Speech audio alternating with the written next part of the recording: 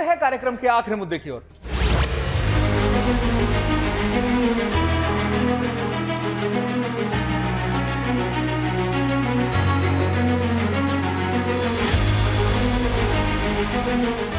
गुजरात के बेट द्वारका में फिर से बुलडोजर चला है।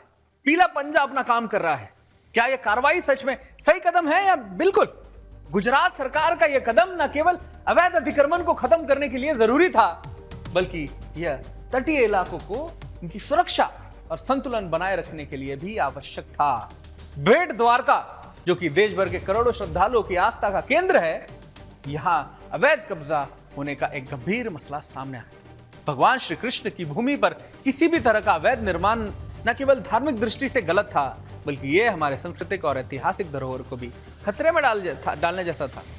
सरकार का यह कदम इस बात का प्रमाण है कि हमारी आस्था, संस्कृति और धरोहर की सुरक्षा के लिए कोई भी समझौता नहीं किया जाएगा। गुजरात सरकार ने इस अभियान को जीरो टॉलरेंस नीति के तहत किया है और यह कदम सही दिशा में उठाया गया है।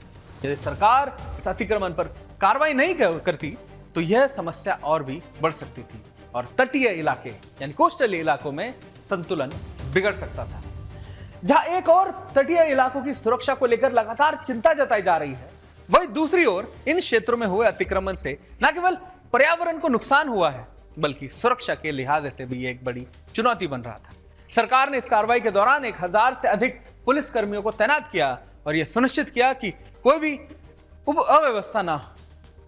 इसके साथ ही बेट द्वारका में श्रद्धालुओं के प्रवेश पर रोक लगाकर धार्मिक स्थल की पवित्रता की रक्षा की गई। सरकार का यह कदम दर्शाता कि यह सिर्फ सरकारी संपत्ति को नहीं, बल्कि हमारे आस्था, संस्कृति और इसको भी प्राथमिकता देता है। यह कदम गुजरात के तटीय इलाके में सुरक्षा और कानून व्यवस्था बनाए रखने के लिए जरूरी था।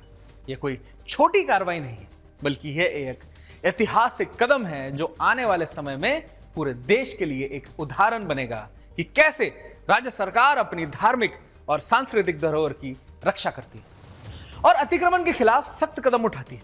गुजरात सरकार ने जो किया वह समय की जरूरत थी, समय की मांग थी। अब यह साफ है कि अवैध अतिक्रमण के खिलाफ किसी भी कीमत पर कड़ा कदम उठाया जाएगा। यही असली साहस और जिम्मेदारी है।